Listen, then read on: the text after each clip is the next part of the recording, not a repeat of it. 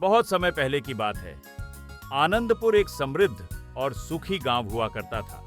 वहां सब लोग मिलजुल कर रहते थे। सभी गांव वाले बहुत खुश थे क्योंकि इस बार सबकी फसल बहुत अच्छी हुई थी। क्या हुआ सुखीलाल, इतने दुखी क्यों हो? दुखी नहीं होगा तो क्या करेगा, बेचारा किस्मत का मारा।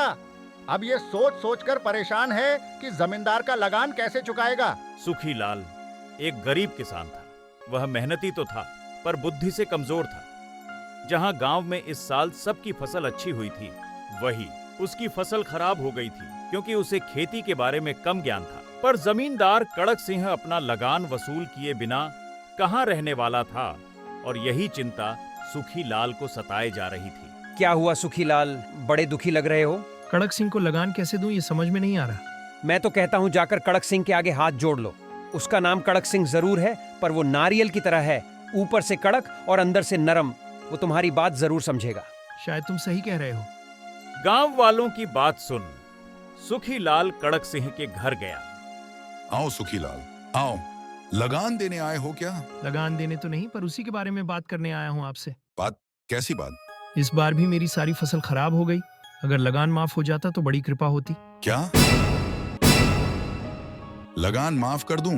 अगर ऐसे ही मैं सबके लगान माफ करने लगा तो फिर मेरा क्या होगा? मैं समझ सकता हूँ, पर मैं वादा करता हूँ कि अगले साल मैं पिछले सारे लगान एक साथ चुका दूंगा। कड़क सिंह एक अच्छा इंसान था, इसलिए वो सुखीलाल की बात मान गया। ठीक है। बहुत बहुत धन्यवाद कड़क सिंह, तुम्हारा ये एहसान मैं कभी नहीं भूलूंगा। सुखीलाल को कड़क सिंह ने अपनी जमीन पर खेती करने की इजाजत दे दी और जब एक दिन सुखीलाल खेत साफ कर रहा था तो खुदाई करते वक्त एक झाड़ के नीचे उसे कुछ मिला। लगता है जमीन के अंदर कुछ है। सुखीलाल बिना देर किए जमीन को जल्दी जल्दी खोदने लगा। थोड़ी देर खुदाई करने के बाद उसने जमीन के अंदर एक घड़ा पाया। सुखीलाल ने घड़ा निकाला और देखा कि घड़ा सोने के सिक्कों से भरा हुआ था। इतने सारे सोने के सिक्के, वो भी कड़क सिंह की जमीन में। लगता है उसके दादा परदादा ने छुपाए होंगे। मुझे आसपास भी खुदाई करनी चाहिए, शायद और भी ऐसे घड़े मिले। सुखीलाल आसपास की जमीन भी खोदने लगा और धीरे धीरे उसे एक एक करके सोने से भरे 5 घड़े मिले। अरे वाह, किस्मत हो तो कड़क सिंह जैसी। उसके खेत में सोने का खजाना गड़ा था और उसे पता तक नहीं। अभी जाकर उसे ये सोने से भरे घड़े देता हूँ और बदले में अपना लगान माफ करवा लूंगा। अरे सुखीलाल, अपने साथ इतने सारे घड़े लेकर कहाँ जा रहे हो? ये कोई मामूली घड़े नहीं है कड़क सिंह, इनमें सोना भरा है। क्या सोना? फिर तो तुम्हारी किस्मत खुल गई। सही कहा, पर किस्मत मेरी नहीं, तुम्हारी खुली है, क्योंकि ये घड़े मुझे तुम्हारे खेत में खुदाई के दौरान मिले, इसलिए इनके हकदार तुम हो। हा हा हा, क्या मजाक कर रहे हो सुखीलाल? और चलो, मैंने मान भी लिया कि ये मेरे खेत में मिले हैं, पर हवा, पानी और जमीन में किसी का हक नहीं होता। ये तुम्हारी मेहनत का फल है, तुम ही रखो इसे। नहीं नहीं, मैं इसे नहीं रख सकता। ये तो तुम्हें लेना ही होगा, आखिर ये तुम्हारी अमानत है। नहीं, ये तुम्हें मिले हैं, तुम ही रखो इसे। कड़क सिंह मन का अच्छा इंसान था, इसीलिए उसने सुखीलाल को सोने से भरे घड़े रखने को कहा। लेकिन बेवकूफ सुखीलाल को यह बात समझ में नहीं आई और दोनों में बहस छिड़ गई कि घड़ा कौन रखेगा। और देखते देखते बहस इतनी बढ़ गई कि इसका फैसला करने के लिए दोनों पंचायत चले गए। इस खजाने में सुखीलाल का ही हक है। उसने मेहनत की, खुदाई की और खजाना उसे मिला। इससे मेरा कोई लेना देना नहीं। पर मिली तो तुम्हारे जमीन में ना। रुको सुखीलाल, अगर कड़क सिंह खुद तुम्हें खजाना रखने को बोल रहा है, फिर तो इसे तुम्हें ही रखना होगा। यही पंचायत का फैसला है। आगे तुम इस खजाने के साथ जो करना चाहो वो करो। मैं पंचायत के फैसले से सहमत नहीं हूँ। अगर कड़क सिंह खजाना नहीं लेगा तो मैं वापस उन घड़ों को खेत में छुपा दूंगा। लोग सुखीलाल को ऐसे ही किस्मत का मारा नहीं कहते थे। जिस खजाने से उसकी सारी गरीबी दूर हो सकती थी, अपनी जिद और बेवकूफी के कारण उसने वह खजाना फिर से खेत में छुपा दिया। अब मैं निश्चिंत हो सकता हूँ। कभी मुझे कोई ये नहीं बोलेगा कि मैंने लालच में आकर कड़क सिंह का खजाना रख लिया। इस तरह कई साल बीत गए और सुखीलाल और कड़क सिंह के खजाने की कहानी पूरे गांव में प्रसिद्ध हो गई। कुछ साल बाद सुखीलाल और कड़क सिंह दोनों चल बसे और उनके बेटे बड़े हो गए। फिर एक दिन सुखीलाल के बेटे सुखिया को खजाने के बारे में पता चला।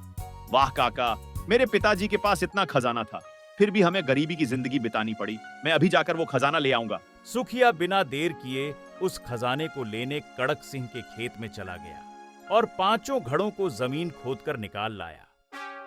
पर जब यह बात कड़क सिंह के बेटे रुद्र को पता चली तो वह तुरंत सुखिया के पास गया। सुखिया, अरे ओ सुखिया, बाहर आओ, जल्दी बाहर आओ। क्या हुआ? इतना शोर क्यों मचा रहे हो? क्योंकि चोर को जोर से ही बुलाया जाता है, तभी उसे सुनाई पड़ता है। तुम्हारी हिम्मत कैसे हुई मुझे चोर कहने की?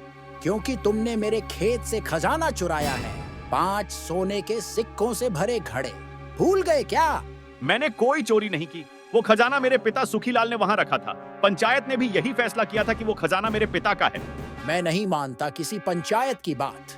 वो मेरी जमीन है और मेरी जमीन में जो भी होगा वो मेरा होगा, चाहे फसल हो या खजाना। अब जाओ और चुपचाप वो घड़े लाकर मुझे दो, वरना अच्छा नहीं होगा। ऐसे कैसे दे दूं? जमीन तुम्हारी है तो क्या हुआ? मेहनत तो मेरे पिता की थी, खजाना उन्हें मिला था। खजाने को लेकर सुखिया और रुद्र में लड़ाई हो गई। दोनों को खजाना चाहिए था। दोनों पंचायत में गए। उस खजाने के बारे में पंचायत पहले ही फैसला कर चुकी थी। फिर भी अगर तुम दोनों आपस में सुलह करके आधा आधा खजाना बांट लो तो इस समस्या का हल निकल सकता है। आधा आधा क्यों? ये खजाना पूरा का पूरा मेरा है। नहीं, मेरा है। अगर तुम लोगों को पंचायत के फैसले पर भरोसा नहीं है तो तुम राजा के पास जा सकते हो। सरपंच की बात मानकर सुखिया और रुद्र खजाने का फैसला करने के लिए राजा के पास गए और राजा को पूरी कहानी सुनाई। तो ये बात है, हमारे राज्य में इतना बड़ा खजाना मिला है और तुम लोगों ने अपने राजा से ही ये बात छुपाई। ये तो अपराध है। कैसा अपराध महाराज? मूर्ख, तुम्हें पता नहीं है कि राज्य में अगर कोई भी खजाना मिलता है तो उस पर वहाँ के राजा का हक होता है। पर महाराज, परवर कुछ नहीं। सिपाहियों, इनसे खजाना लेकर राजकोष में जमा कर दो और राजा से इतनी बड़ी बात छुपाने के अपराध में इन्हें 10-10 कोड़े का दंड दिया जाता है। क्या? क्या दंड? क्षमा कर दीजिए महाराज। हमें खजाना नहीं चाहिए। खजाना पर नहीं कोड़े चाहिए, मत मारिए। पर कोड़े मत मारिए। दंड तो तुम्हें मिलेगा ही, ताकि आगे चलकर कोई ऐसा ना करे। सिपाहियों, ले जाओ इन्हें। रुद्र, हमें आधा आधा खजाना बांट लेना चाहिए था। सही कहा सुखिया, खजाना तो गया ही हाथ से, अब कोड़े भी खाने पड़ेंगे।